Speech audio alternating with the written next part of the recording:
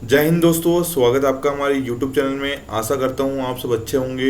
यह एक Indian polity की MCQ सीरीज जो हमने चालू करी थी, आज उसका सेकंड पार्ट है, जो सबके लिए सब एग्ज़ाम के लिए इम्पोर्टेंट है फॉर ऑल कॉम्पिटिटिव एग्ज़ाम। जो पाँच छः क्वेश्चन की जो सीरीज स्टार्ट हमने करी है, उसमें बहुत ही इंपॉर्टेंट क्वेश्चंस आपके लिए होंगे, जो कि बहुत ही बड़े बड़े एग्जाम में आपको बेनिफिट करेंगे। जैसे कि NDA CDS CPF का एग्ज़ाम है, बैंक का एग्ज़ाम हो, चाहे आपका SSC का कोई भी एग्ज़ाम हो, UPSC का एग्ज़ाम भी हो, स्टेट PSC के, रेलवे एग्ज़ाम, TET, जितने टीचर्स लेवल के एग्ज़ाम होते हैं, जितने भी कंपटीशन एग्ज़ाम है, उसमें ये पॉलिटी बहुत ही इंपॉर्टेंट क्वेश्चन इंपॉर्टेंट लगता है। और सबसे ज़्यादा क्वेश्चन पॉलिटी के ही आते हैं। पॉलिटी के क्वेश्चन से ऐसे होते हैं जो एवरग्रीन क्वेश्चन होते हैं, मतलब जो एक बार पॉलिटी आपने खत्म कर लिया, आपका 20% ऑफ द सिलेबस आराम से ही खत्म हो जाता है। तो हम लोग स्टार्ट करते हैं पॉलिटी के सबसे पहले क्वेश्चन से। हम लोग सबसे पहले क्वेश्चन देख लेते हैं। पॉलिटी का क्वेश्चन है हमारा, emergency under article 356 imposed bye which of the following, which one of the below.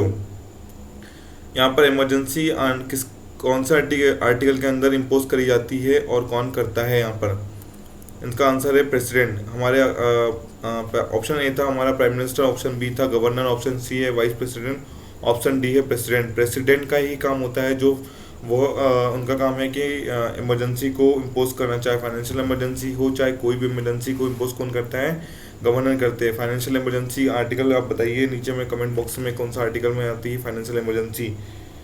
आप अगर आर्टिकल में आपको अगर कमेंट बॉक्स में बताओगे तो आपका भी रिवीजन होता जाएगा साइड बाय साइड।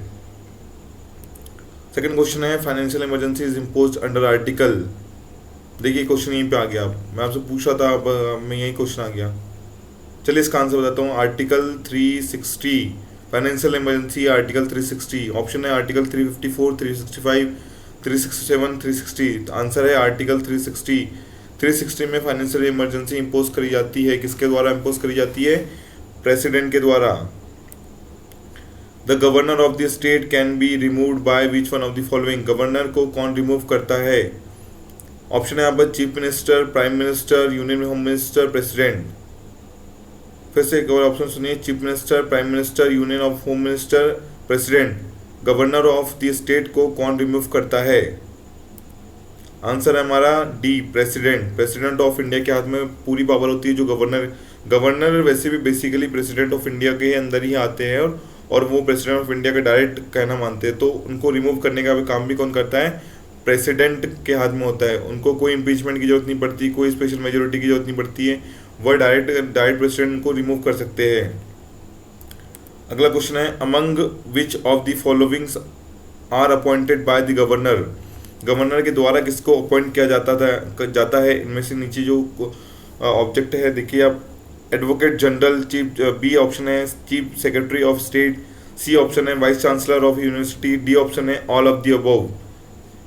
फिर से आप सुनिएगा, among which of the followings are appointed by the governor. Governor के द्वारा किनको अपॉइंट किया जाता है? नीचे ऑप्शन लिखे गए, advocate general, chief secretary of state, vice chancellor of university, all of the above. Option है ऑल ऑफ द अबव, मतलब सबको, एडवोकेट जनरल को भी, जो स्टेट का एडवोकेट जनरल है वो गवर्नर करेगा, स्टेट के जितने मैटर है वो गवर्नर हैंडल करते हैं, और सेंट्रल के जितने मैटर होते हैं वो प्रेसिडेंट हैंडल करते हैं। जैसे कि ओथ दिलाना होता है हमको, तो प्राइम मिनिस्टर को ओथ कौन दिलाएंगे? हमारे प्राइम मिनिस्टर को ओथ दिलाएंगे प्रेसिडेंट, CM को दिलाएंगे गवर्नर। वैसे ही वाइस चांसलर को अपॉइंट करेंगे कौन? गवर्नर अपॉइंट करेंगे। CJI को, चीफ जस्टिस ऑफ इंडिया को अपॉइंट कौन करता है? इसका आंसर आप कमेंट बॉक्स में बताइए। अगला क्वेश्चन है, which one of the following article deals with the governor of state. Governor of state से कौन सा आर्टिकल डील करता है? आर्टिकल 153 आर्टिकल डील करते हैं गवर्नर ऑफ स्टेट, मतलब गवर्नर ऑफ स्टेट आर्टिकल 153 के अंदर आता है। सबसे ज़्यादा इंपॉर्टेंट पोर्शन है आर्टिकल जिसने कंप्लीट कर लिए 450 समथिंग कुछ आर्टिकल है, जिसने उसको कंप्लीट कर लिया एक बार, वो उसने पॉलिटी पर 50% से ज़्यादा ही पकड़ बना ली। आर्टिकल से ही पूरी पॉलिटी खत्म हो जाती है। अगला क्वेश्चन है, member of the election commission are appointed by. Election commission के मेंबर को कौन अपॉइंट करता है? ऑप्शन है A, president of India, option B, prime minister of India, option C, elected by the people, option D है chief justice of India. बताइए, election commission जो होते हैं हमारे, उनको कौन अपॉइंट करता है मेंबर ऑफ इलेक्शन कमीशन को? स्टेट इलेक्शन कमीशन की बात नहीं हो रही यहाँ पर बात हो रही है सेंट्रल स्टेट कमीशन की, इलेक्शन कमीशन की। हाँ, आंसर है इसका president of India. President of India हर किसी को, जो भी सेंट्रल लेवल के जितने भी काम होते हैं, कौन को करता है, अपॉइंट करता है, प्रेसिडेंट ऑफ इंडिया। अगला क्वेश्चन है the election for the Lok Sabha are held every, मतलब कितने सालों में इलेक्शन करवाए जाते हैं लोकसभा के। ऑप्शन ए है 3 साल, ऑप्शन बी है 4 ईयर, ऑप्शन सी है 5 ईयर, ऑप्शन डी है 6 ईयर्स। कितने सालों में इस लोकसभा के इलेक्शन होते हैं। ऑप्शन ए है 3 साल, ऑप्शन बी है 4 साल, ऑप्शन सी 5 साल, ऑप्शन डी है 6 साल। इसका आंसर है ऑप्शन सी 5 साल। अगला क्वेश्चन है directive principle of state policy mention in of the Indian constitution, मतलब कौन से कॉन्स्टिट्यूशन में directive principle of state policy DPSP जिसको बोला जाता है वो उसको रखा गया है। ऑप्शन है पार्ट 1, पार्ट 6, पार्ट 7, पार्ट 4। कौन से पार्ट में directive principle of state policy को मेंशन करा गया है इंडियन कॉन्स्टिट्यूशन में। ऑप्शन ए है part A, part 4, part 6, part 8 और पार्ट 4। इसका आंसर है part 4। Part 4 of the Indian constitution में किसको रखा गया है, directive principle of state policy को। अगला क्वेश्चन है which group of the following articles of the Indian constitution contains directive principle of state policy. यहाँ पर आपको बताना है कौन से ग्रुप ऑफ आर्टिकल्स को कंटेन करता है directive principle of state policy को। कौन से आर्टिकल कंटेन करते हैं। यहाँ पे ऑप्शन है 36 से 51, सेकंड ऑप्शन है 28 to 48, थर्ड ऑप्शन है 40 to 56, फोर्थ ऑप्शन है 39 to 49। कौन सा ग्रुप करता है यहाँ पर आर्टिकल को कंटेन करता है directive principle of state policy को। इसका आंसर है आंसर ए 36 to 51, 36 से 51 तक के यहाँ पर आर्टिकल आते हैं किसके अंदर, directive principle of state policy के अंदर। फंडामेंटल राइट और directive principle of state policy दो पोर्शन भी बहुत इंपॉर्टेंट पोर्शन है। धीरे धीरे मैं ऑब्जेक्टिव के थ्रू आपको पूरी पॉलिटी का रिवीजन करवा दूंगा। अगला क्वेश्चन है which of the following tenure of office for the chief election commission. Chief election commission का ऑफिस कितने टेन्योर का होता है। ऑप्शन ए है 5 ईयर और 65 ईयर, ऑप्शन बी है 6 ईयर और 60 ईयर्स, ऑप्शन सी है 6 ईयर और 65 ईयर, ऑप्शन डी है 5 ईयर और 60 ईयर्स। मतलब कितने साल का टर्नओवर होता है election commission, chief election commission का। 5 साल का होता है या 65 ईयर, मतलब कोई भी एज पहले हो जानी चाहिए, या तो 6 साल का होता है या 60 साल आपकी एज हो जानी चाहिए, 6 साल का होता है या 65 साल आपकी एज हो जानी चाहिए, 5 साल का होता है या 60 साल आपकी एज हो जानी चाहिए। जल्दी इसका आंसर बताइए। आंसर है इसका सी 6 ईयर और 65 ईयर्स। अगला क्वेश्चन है Indian constitution took the concept of single citizen from. India ने सिंगल सिटीजन का कॉन्सेप्ट कहाँ से लिया गया था। यूएसए, यूके, ऑस्ट्रेलिया और जापान। आंसर है हमारा यूके, यूनाइटेड किंगडम से हमने सिंगल सिटीजन का जो कॉन्सेप्ट है वहाँ से हमने टुक मतलब लिया तो नहीं था, बाकी हमने कॉन्स्टिट्यूशन वहाँ से पढ़ा था और उसको अडॉप्ट किया था हमने। क्योंकि हमारे इंडिया का कॉन्स्टिट्यूशन जो ऐसा है सबसे बड़ा कॉन्स्टिट्यूशन, बहुत लेंदी कॉन्स्टिट्यूशन है, और हमने पूरे मतलब जितने भी कंट्री उनके कॉन्स्टिट्यूशन को पढ़ा है उसके बाद में हमारे इंडिया का कॉन्स्टिट्यूशन हमने बनाया है। अगला क्वेश्चन है हमारा sorry, in which list of the Indian constitution is the citizen included. कौन सी लिस्ट में सिटीजनशिप को इंक्लूड किया गया है। स्टेट लिस्ट में आता है, यूनियन लिस्ट में आता है, कॉन्करेंट लिस्ट में आता है, नन ऑफ द अबव। यहाँ पर मैं आपको पहले ऑप्शन समझा देता हूँ। स्टेट लिस्ट का मतलब होता है ऐसे सब्जेक्ट होते हैं जो कि स्टेट लेवल की गवर्नमेंट जो होती है वो स्टेट लेवल के सब्जेक्ट को डील करती है। यहाँ पे यूनियन मतलब यूनियन लेवल की जो गवर्नमेंट होती है, सेंट्रल गवर्नमेंट जो होती है हमारी, वो सेंट्रल लेवल के जो जितने भी लिस्ट में ऑब्जेक्ट होते हैं उससे डील करती है। मतलब जैसे कि एजुकेशन हमारा कौन सी लिस्ट में आता है, जो भी लिस्ट में आता है, और हमारा हेल्थ सेक्टर कौन सी लिस्ट में आता है, हमारा एनवायरनमेंट कौन से, जितने भी बहुत सारे टॉपिक्स होते हैं वो मैं आपको अलग से एक वीडियो बना दूंगा उसके लिए कौन से टॉपिक होते हैं यूनियन लिस्ट में और स्टेट लिस्ट में और कॉन्करेंट लिस्ट में। वो बहुत ही इंपॉर्टेंट टॉपिक्स होते हैं, तो वो डील करती है। कॉन्करेंट लिस्ट का मतलब ये होता है जिसमें दोनों ही डील करता है, स्टेट के अंदर भी आता है और हमारा यूनियन के अंदर भी आता है। और मतलब जो कॉन्करेंट लिस्ट होती है तो 3 लिस्ट बनाई गई है। इसका आप बताइए कौन से शेड्यूल में 3 लिस्ट को रखा गया है, कॉन्करेंट लिस्ट, स्टेट लिस्ट और हमारी स्टेट लिस्ट और यूनियन लिस्ट को कौन से शेड्यूल में रखा गया है? इसका आंसर मैं कल आपको बताऊंगा। इसका आंसर यहाँ पे जान लेते हैं। हमारा यूनियन लिस्ट में सिटीजनशिप को रखा गया है। सिटीजनशिप को इंक्लूड किया गया कौन सी लिस्ट में? यूनियन लिस्ट में। मतलब जो भी सिटीजनशिप अगर किसी को बाहर से लेनी होती तो वो किससे लेता है? हमारी यूनियन गवर्नमेंट से। अगला क्वेश्चन है, who appointed the advocate of the state? State advocate of the state को कौन अपॉइंट करता है? फर्स्ट ऑप्शन है governor of the state, second option है chief minister of the state, third option है chief justice of high court, fourth option है president of India. Who appointed the advocate general of state? Advocate general of state को कौन appoint करता है? Advocate को कौन appoint करता है? थोड़ी देर पहले मैंने आपको बताया था। आंसर है first, governor of the state. मतलब हर एक स्टेट के जो भी गवर्नर होते हैं वो वहाँ के advocate general of the state को अपॉइंट करते हैं। Advocate general of the state वहाँ की सबसे बड़ी पोस्ट होती है। जैसे चीफ जस्टिस ऑफ होता है वैसे वहाँ के एडवोकेट जनरल ऑफ स्टेट होते हैं।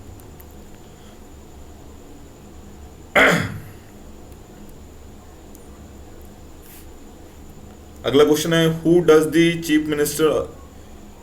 Chief minister give his resignation to? Chief minister अपना रेजिग्नेशन किसको देता है? पहला ऑप्शन है प्राइम मिनिस्टर, सेकंड ऑप्शन है governor of the state, third option है chief justice of high court, fourth option है प्रेसिडेंट ऑफ इंडिया। सीएम अपना रेजिग्नेशन किसको देता है? यहाँ पर ऑप्शन है प्राइम मिनिस्टर, सेकंड ऑप्शन है governor of the state, chief justice of India, third option है chief justice of high court है, फोर्थ ऑप्शन है प्रेसिडेंट ऑफ इंडिया। जल्दी बताइए। आंसर है हमारा गवर्नर ऑफ द स्टेट। अगला क्वेश्चन है, what is the minimum age to become the chief minister of any state? Chief minister बनने की सबसे छोटी उम्र कौन सी होती है? ऑप्शन ए है 30 साल, ऑप्शन बी है 35 ईयर्स, ऑप्शन सी है 25 ईयर्स, ऑप्शन डी है 21 ईयर्स। 25 ईयर्स होती है यहाँ पर चीफ मिनिस्टर बनने की। चीफ मिनिस्टर बनना बहुत ही आसान, मतलब 25 साल में आपको चीफ मिनिस्टर बन सकते हैं। अगर आपकी इच्छा हो तो 25 साल में चीफ मिनिस्टर बन सकते हो, बट ऐसा कभी कोई चीफ मिनिस्टर आज तक बना नहीं जो 25 साल में बन जाए। Who appoints the comptroller and auditor general of India? CAG को कौन अपॉइंट करता है? Prime minister, chief justice of India, president and vice president. CAG को कौन अपॉइंट करता है? Prime minister of India, chief justice of India, president of India, vice president of India. Answer इसका है प्रेसिडेंट अपॉइंट करते हैं सीएजी को। अगला क्वेश्चन है, the constitution of India came into effect on? कब कॉन्स्टिट्यूशन ऑफ इंडिया को effect में आया था? ऑप्शन है हमारे 15 जनवरी 1950, ऑप्शन बी है हमारा 26 जनवरी 1950, ऑप्शन सी है हमारे 15 अगस्त 1950, ऑप्शन डी है हमारा 26 नवंबर 1949। यहाँ पे ऑप्शन बी है हमारा 26 जनवरी 1950 को कॉन्स्टिट्यूशन ऑफ इंडिया को एग्जिस्टेंस में आ गया था। The constitution of India was adopted by constitution assembly on? मतलब कॉन्स्टिट्यूशन असेंबली ने कॉन्स्टिट्यूशन ऑफ इंडिया को कब अडॉप्ट किया था? ऑप्शन है हमारे 25 अक्टूबर 1958, 26 जनवरी 1950, ऑप्शन सी 26 जनवरी 1949, ऑप्शन डी 26 नवंबर 1949। कॉन्स्टिट्यूशन असेंबली ने कॉन्स्टिट्यूशन को कब अडॉप्ट किया था? ऑप्शन आंसर है हमारा 26 नवंबर 1949। अगला क्वेश्चन है, the total number of the scheduled in the constitution are? कितने शेड्यूल्ड है हमारे इंडियन कॉन्स्टिट्यूशन में? आंसर है हमारा ऑप्शन बी 12। अगला क्वेश्चन है हमारा, part 4 of the Indian constitution deal with? Part 4 Indian constitution का किसके साथ डील करता है? ऑप्शन ए है हमारा फंडामेंटल राइट, ऑप्शन बी है हमारा सिटीजनशिप, ऑप्शन डी सी है हमारा directive principle of state policy, option D है हमारा यूनियन एग्जीक्यूटिव। ये आंसर मैंने पहले ही बता चुका हूँ और ये क्वेश्चन डील आगे पिछली मतलब थोड़ी देर पहले डिस्कस भी कर लिया गया है। जल्दी से अब इसका आंसर बताइए। ऑप्शन पार्ट 4 को इंडियन कॉन्स्टिट्यूशन में कौन डील करता है? किसके साथ डील करता है? आंसर हमारा directive principle of state policy, जिसको डीपीएसपी भी कहा जाता है शॉर्ट फॉर्म में। अगला क्वेश्चन है, who among the following does not give his resignation to the president of India. इनमें से कौन प्रेसिडेंट ऑफ इंडिया को अपना रेजिग्नेशन नहीं देता है? ऑप्शन ए है attorney general of India, option B है governor of the state, option C है CAG comptroller and auditor general of India. Sorry, थोड़ा फंबल हो जाता है। ऑप्शन डी है लोकसभा स्पीकर। कौन से मेंबर अपने प्राइम मिनिस्टर प्रेसिडेंट को रेजिग्नेशन नहीं देते हैं? आंसर है इसका D, Lok Sabha speaker. Lok Sabha speaker हमारा डिप्टी जो स्पीकर होता है लोकसभा को, उनको रेजिग्नेशन देता है, और डिप्टी स्पीकर जो होते हैं वो लोकसभा स्पीकर को, हमारे जो स्पीकर होते हैं वो उसको रेजिग्नेशन देते हैं, वो आपस में एक दूसरे को रेजिग्नेशन देते हैं। अगर दोनों ही नहीं है, इसके बाद में जाकर फिर किसको देते हैं बताइए जल्दी अब वीडियो में। अगला क्वेश्चन है, in which schedule panchayat raj is included. कौन से शेड्यूल में पंचायत राज को इंक्लूड किया गया था? आपके लिए क्वेश्चन है, कौन से शेड्यूल में, अगर बताइए म्यूनसिपालिटी जो थी उनको कौन से शेड्यूल में इंक्लूड करा गया था? इसका आंसर है यहाँ पे ए, शेड्यूल ए में हमारा रखा गया था पंचायती राज। बताइए कौन सा अमेंडमेंट एक्ट लाया गया था पंचायती राज को बनाने के लिए?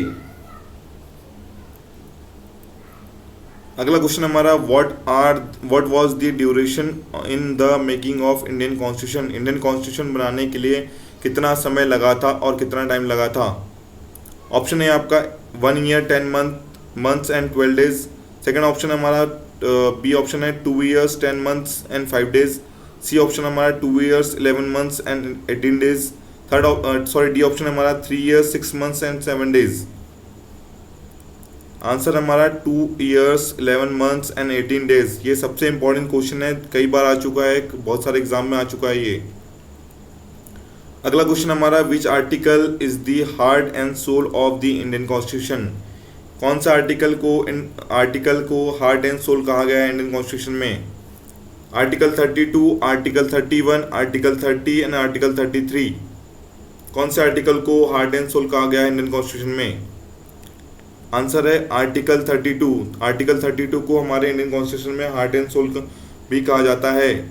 सबसे इंपॉर्टेंट क्वेश्चन है ये क्वेश्चन बहुत जगह पे आया है और बहुत जगह पर इंपॉर्टेंट है। एनडीए एग्जाम में हो गया, सीडीएस एग्जाम में हो गया, बहुत सारे स्टेट पीएससी के एग्जाम में भी सीधा क्वेश्चन आ जाता है।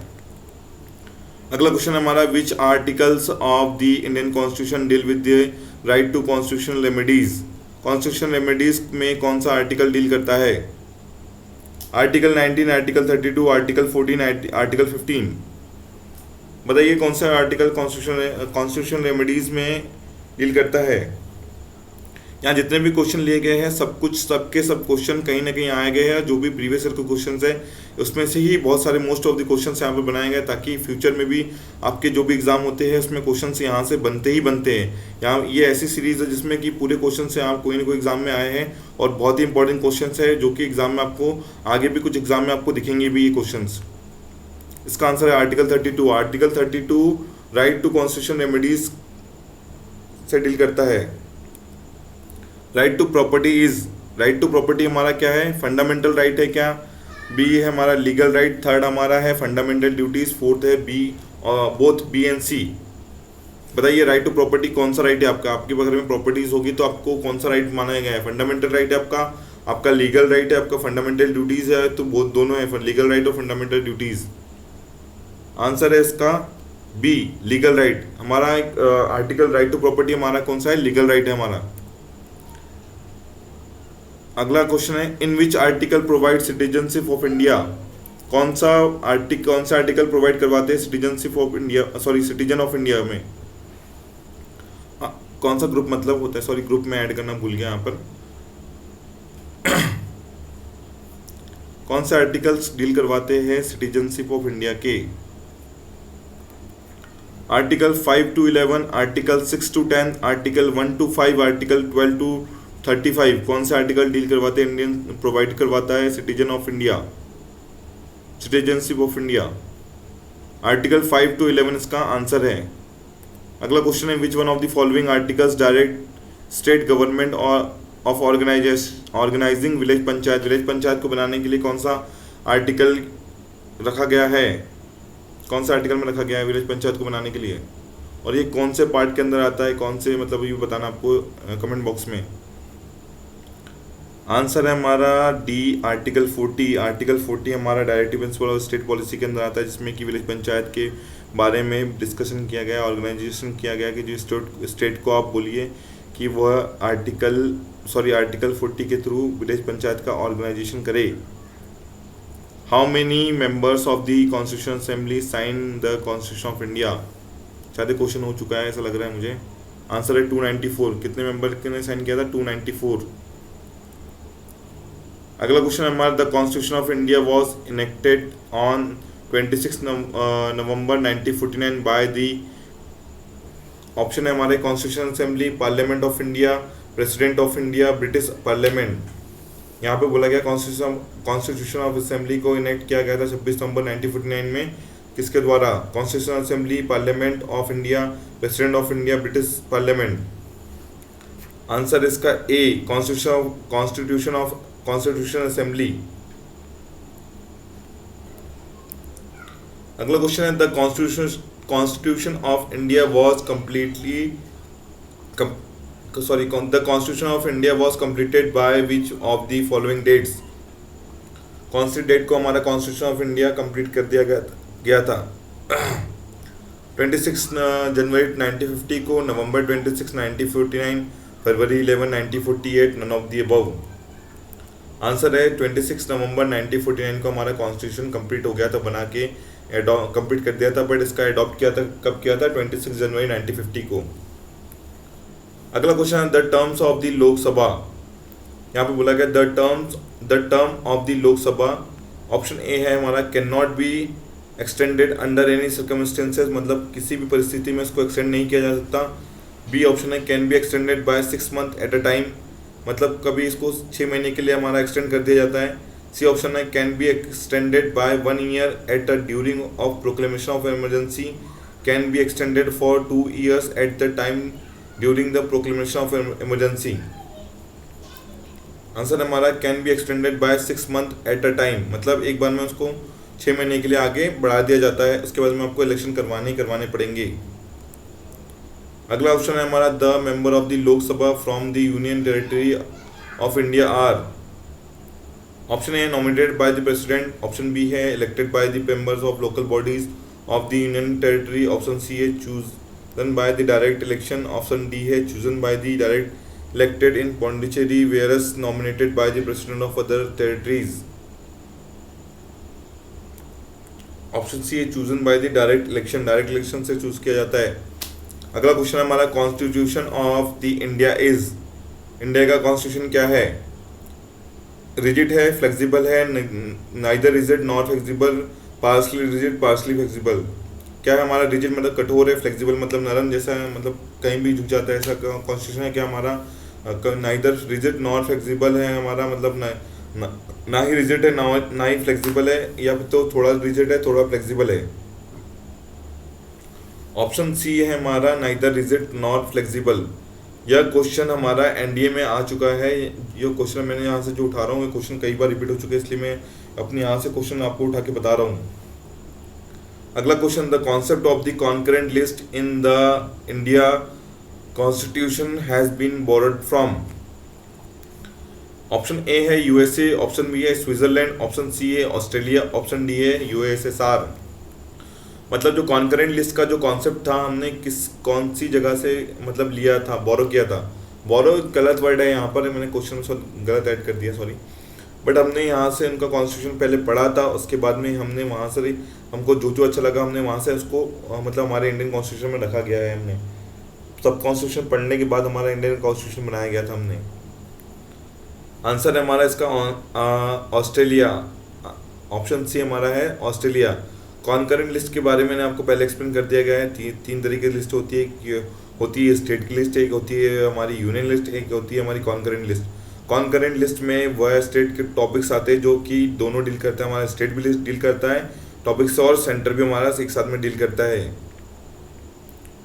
अगला question, the concept of the directive principle of state policy in the Indian constitution has been taken from. Directive principle of state policy कौन से कहाँ से लिया गया है? ऑप्शन ए है आयरलैंड, ऑप्शन सेकंड है कनाडा, ऑप्शन सी थर्ड है साउथ अफ्रीका, ऑप्शन डी है ऑस्ट्रेलिया। आंसर है हमारा आयरलैंड। सॉरी, इंडियन कॉन्स्टिट्यूशन हमारा कहाँ से लिया गया? Directive principle of state policy हमारा कहाँ से लिया गया है? आयरलैंड से हमारा directive principle of state policy को लिया गया है, कॉन्सेप्ट लिया गया है। इंडियन कॉन्स्टिट्यूशन इज फेडरल है हमारा, यूनिटरी है हमारा, कॉसी फेडरल है, या तो प्रेसिडेंशियल है। हमारा है कॉसी फेडरल। कॉसी फेडरल ये होता है जहाँ पे स्टेट और हमारी स्टेट और सेंट्रल गवर्नमेंट काम करती है, बट पावर ज़्यादा किसके पास में होती है? सेंट्रल गवर्नमेंट के पास में होती है।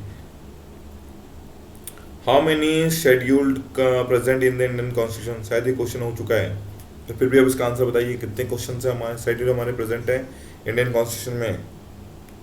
आंसर है हमारा 12 शेड्यूल। कितने शेड्यूल प्रेजेंट है हमारे इंडियन कॉन्स्टिट्यूशन में? 12 schedule. How many fundamental rights are in the Indian constitution? कितने फंडामेंटल राइट है इंडियन कॉन्स्टिट्यूशन में? ऑप्शन ए है 6, ऑप्शन से बी है 7, ऑप्शन सी है 5, ऑप्शन डी है 9।